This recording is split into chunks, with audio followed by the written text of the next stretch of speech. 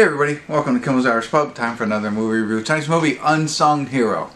And I don't expect a lot of people to recognize this movie. Maybe. I shouldn't judge.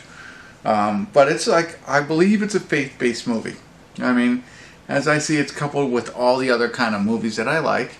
I like all kinds of movies, but I do like faith-based. So this is based on a remarkable true story of a mum's faith. So it's got to be British, right?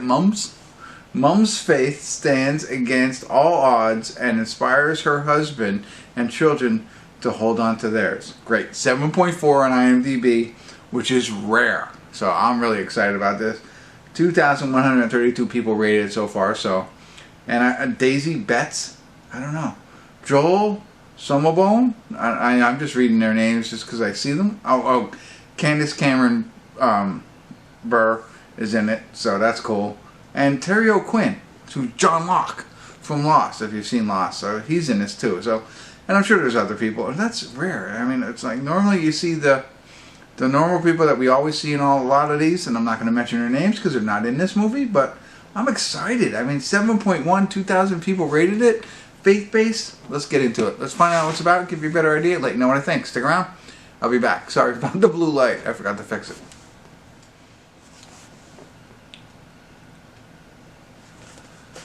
Well, I just realized this. Sorry, hey everybody. We're back. We're at the credits of Unsung Hero, and as I'm watching the credits, I see you know her name, Bure. Candace Bure. But I didn't see her in this. I don't know who she was. She's an executive producer. I must have missed her throughout this. I told you she was in it. She's in it as Kay Albright. Who's Kay Albright? I don't remember her. I don't know. I know she was. I think she was. Here's another side. So, okay, she was in it. I know, I'm all over the place. I apologize. But also, Lucas Black was in it. She was Luke. So, I didn't know Lucas Black was in it. He's like QB1, right? From the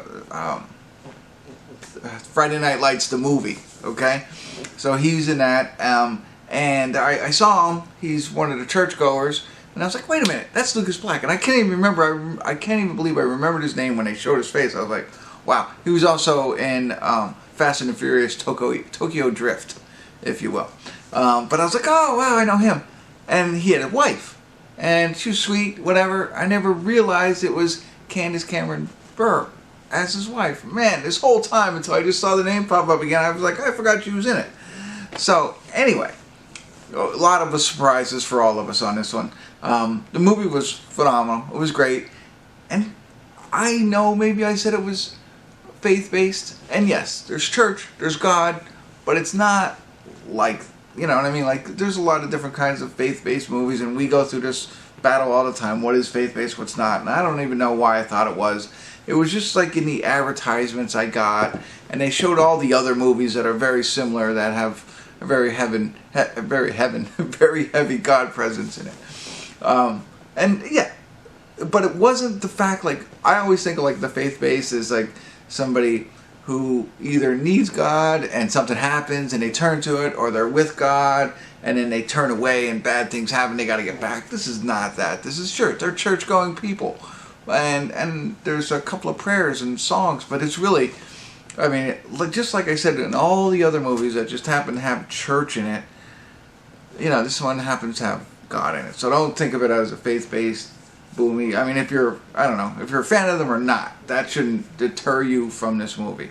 And it's more about, like, they're Australian. I think I said that I thought maybe they were British because of mum, but they're from Australia, and they're a rich family, and a guy's I don't want to say promoter. He's a promoter who falls on hard times, invests all of his money in a singer, and they lose it all. So he gets a job in America, comes over to Nashville, and that falls through. So, like, they fall completely, and I think there's like 8 kids. So they bring all 8 kids over to America to try and make it. And it's just like living in a house with no furniture, like scrounging for money, starting to cut lawns and landscape and all this kind of stuff. And You know, and as you can imagine, everything that goes wrong that could possibly, and it's based on a true story. So when you watch it and you think about, like, I don't know, what's going on in your life, what's going on in my life, right? I was like, man, you know, that, you know, and you can maybe overcome it, you know, and it just keeps getting worse and worse and worse and so on and so forth. But it is based on a true story, so I'm not going to ruin the ending. But I thought it was really good, real good message, and that's always a part of a faith-based movie. But it is, and it wasn't like, you know. Anyway, I'm not going to go down that path. But I thought it was really good. I enjoyed it a lot. Not even that it was long. I thought it was funny as soon as I started the movie. Stryper.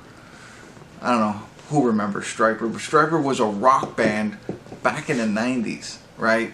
But they were a Christian rock band that not a lot of people knew. Everybody liked, you know, Stryper, but here they're a Christian. I don't even know how many Christian rock bands are in the mainstream now. The last one I think was Creed that I knew of. But they were in this. I don't know. It wasn't really them, but he was promoting them in the beginning. So I was like, wow, that's cool, you know. And then Amy Grant, who I think was big too. But anyway, really powerful movie.